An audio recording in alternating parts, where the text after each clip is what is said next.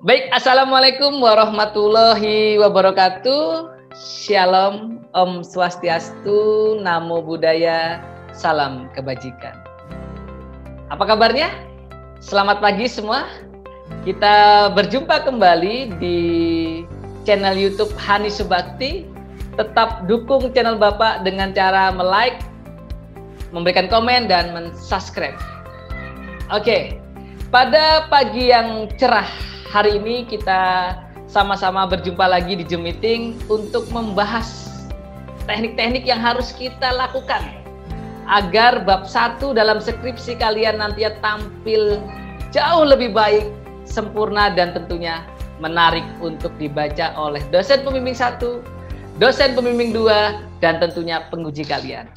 Untuk itu, marilah kita mulai dengan berdoa. Semoga apa yang saya sampaikan dapat bermanfaat untuk siapapun Anda di luar sana. Dan tentunya adik-adik mahasiswa yang hari ini menyusun skripsi. Berdoa dalam hati, kami persilakan.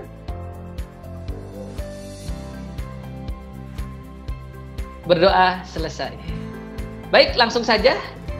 Kita akan menyaksikan PowerPoint secara saksama. Oke. Hari ini kita sampai di part 5, yaitu teknik menyusun hipotesis, definisi operasional pada bab 1 pendahuluan skripsi. Ya, part 5 ini adalah part terakhir dalam bab 1 setiap menyusun pendahuluan dalam skripsi itu tentunya. Oke. Kenapa Bapak memberikan materi ini di akhir? Karena biasanya selikung atau pedoman dalam penulisan skripsi di kampus-kampus terkemuka yang ada di Indonesia, baik dari Sabang hingga Merauke, selalu ada yang namanya hipotesis dengan tanda kurung jika ada, yang terakhir yaitu definisi operasional.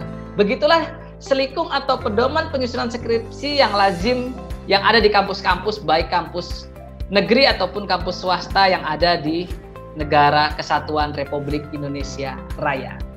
Oke, langsung saja kita akan mengulas materi ini secara saksama. Silakan.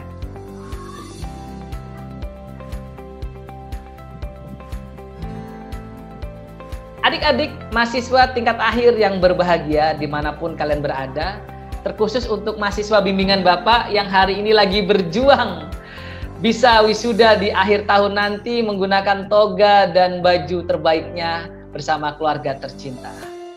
Bab 1 merupakan tolok ukur dari berpikir kita merangkai skripsi itu sendiri. Dan pada poin terakhir ini biasanya kalian akan menemukan yang namanya hipotesis dengan catatan jika ada, dan tentunya definisi operasional. Ini lazim ada dalam skripsi untuk strata 1 atau S1 kita semua. Sekarang Bapak mau membahas tentang hipotesis dulu. Ingat, hipotesis di sini adalah dugaan sementara. Jika ada beberapa penelitian skripsi yang tidak menggunakan hipotesis. Namun tidak ada salahnya pada kesempatan pagi hari ini yang berbahagia kita sama-sama melihat apakah hipotesis itu penting, apakah tidak, apakah diperlukan, apakah tidak, tergantung dari selikung atau pedoman yang ada di kampus kalian masing-masing. Itu tentunya. Hipotesis, jadi saya buka kurung, jika ada tutup kurung. Apa sih hipotesis? Jika diturunkan, hipotesis itu memiliki pernyataan dugaan. Jadi tidak semua penelitian memerlukan hipotesis. Ada memang penelitian-penelitian yang menggunakan hipotesis, namun ada yang hipotesisnya memang benar-benar tidak ada atau dihilangkan karena hanya dugaan sementara. Apa sih Pak hipotesis itu, Pak? Hipotesis itu secara garis besar ialah merupakan jawaban sementara terhadap masalah penelitian yang secara teoritis dianggap paling mungkin dan paling tinggi tingkat kebenarannya. Biasanya penelitian ini yang membutuhkan riset. Untuk teman-teman sosial, soshum, sosial humaniora, bisa jadi ada hipotesis, bisa jadi tidak ada hipotesis.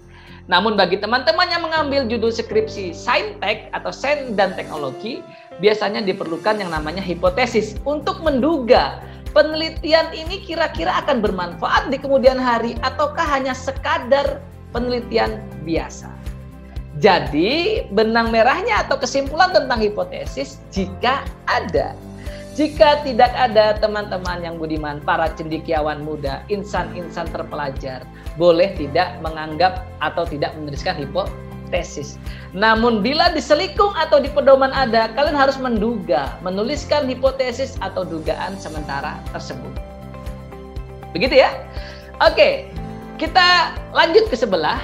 Biasanya pasangannya ada definisi operasional.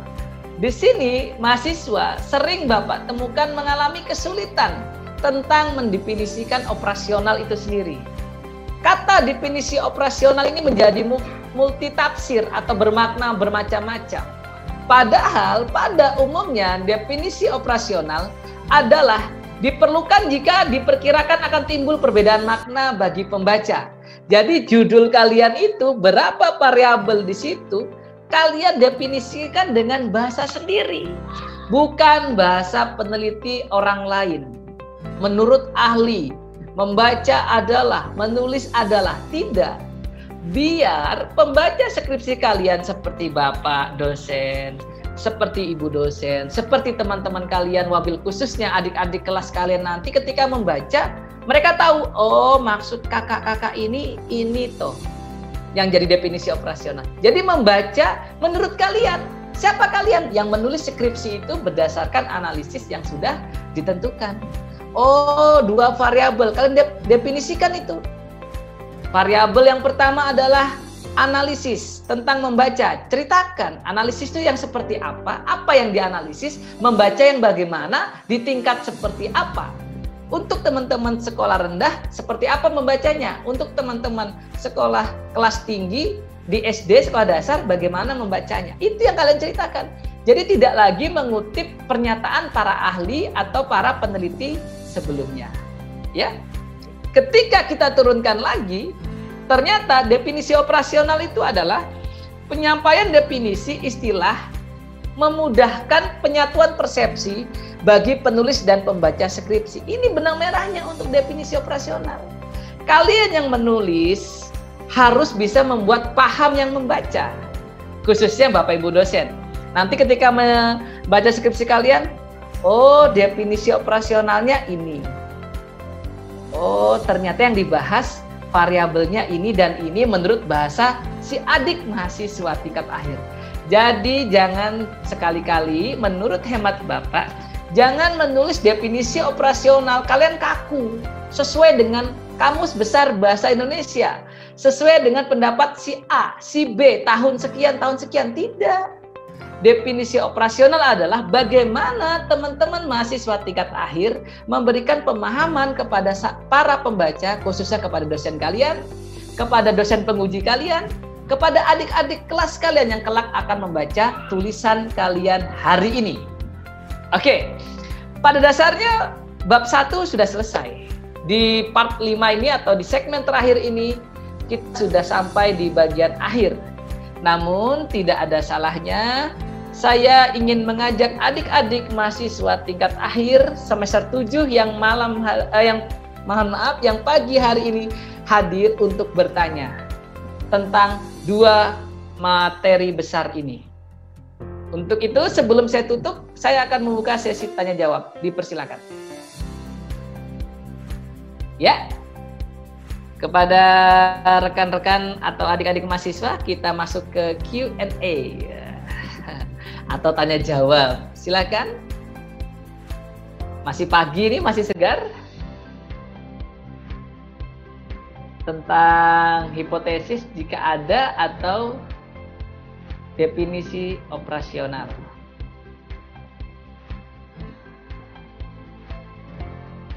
Baik, ada yang ingin bertanya? Baik Pak, di sini saya dari Diana Simanjuntak. Oke. Tadi kan Pak saya belum memahami itu menyusun hipotesis dan definisi operasional. Nah, mau tanyakan itu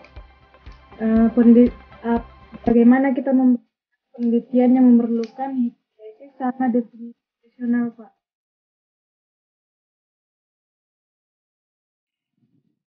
Oke. Baik. Terima kasih Mbak Gladys ya sudah bertanya. Mbak Gladys Simanjuntak berarti bersukukan tanah Batak. Ada PAM atau marganya. Baik. Mbak akan meneliti nih, masih menyusun bab 1.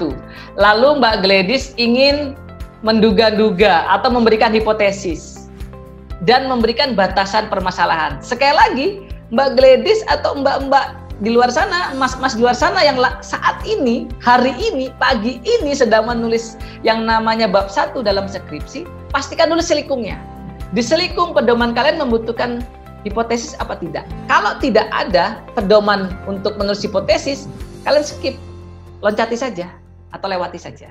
Jadi hipotesis itu jika ada, biasanya bisa ada, bisa tidak. Bapak tidak berani terlalu dalam menyelami hipotesis karena itu tidak semua ada. Kalau saya menjelaskan hipotesis itu wajib, saya salah. Karena tergantung pedoman yang ada. Oleh karena itu, teman-teman harus memastikan selikung atau pedoman yang ada di kampus kalian. Nah, untuk batasan masalah, Bapak boleh bertanya dulu Mbak, judulnya apa Mbak?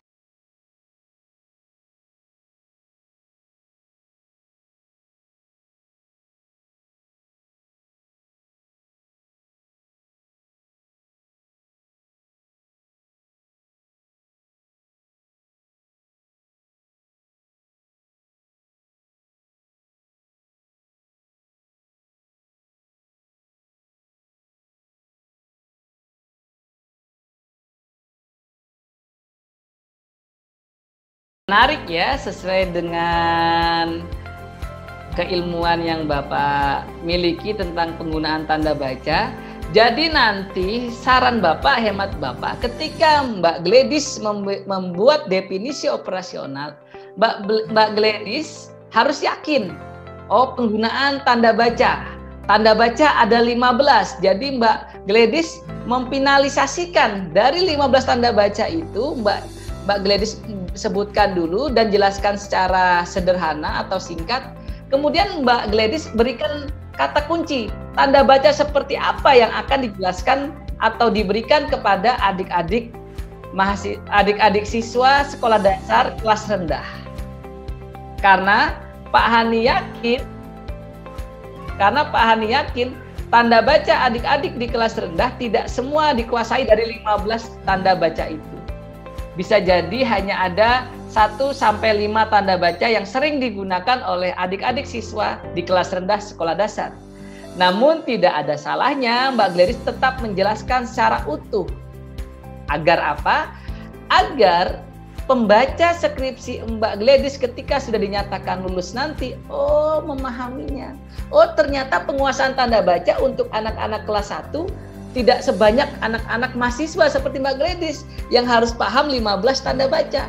Cukup beberapa tanda baca saja untuk anak SD kelas rendah, kelas 1, 2, dan 3 misalnya. Tapi untuk kelas 4, 5, dan 6 mungkin tanda bacanya lebih banyak lagi. Untuk SMP, SMA, bahkan untuk adik-adik perguruan tinggi harusnya sudah menguasai 15 tanda baca mulai titik sampai apostrof itu sendiri. Gitu ya, penggunaan tanda baca itu seperti apa, jenis-jenisnya seperti apa, dijelaskan secara singkat dan padat. Di definisi operasional, menurut Mbak secara hari ini menjadi peneliti. Karena Mbak secara langsung adalah peneliti sekarang.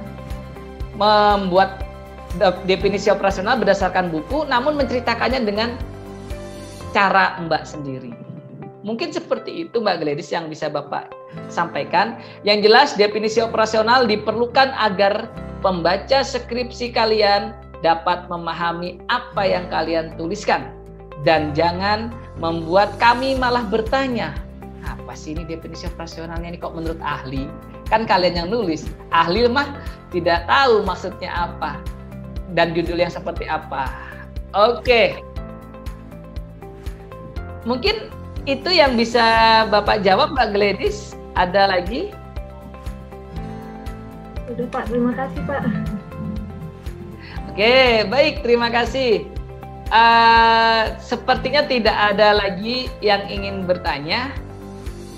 Untuk itu Bapak mencoba menyimpulkan atau memberikan gambaran bahwasannya hipotesis Dan definisi operasional ini harus kalian sikapi dengan sebaik-baiknya.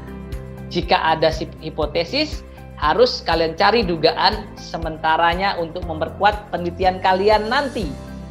Jadi Bapak Ibu dosen sudah menduga, oh kamu mau meneliti ini, risetnya seperti ini. Bagus.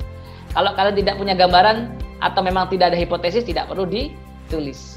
Dan untuk satunya, untuk definisi operasional harus dibuat semenarik mungkin, dan benang merahnya adalah harus kalian tulis dengan hemat atau diri keyakinan kalian. Saya yakin definisi operasional yang paling cocok adalah ini. Oke? Cukup sekian mungkin yang bisa Bapak sampaikan. Jangan lupa menyaksikan channel YouTube Bapak dengan cara like, komen, dan subscribe. Terima kasih. Bye-bye.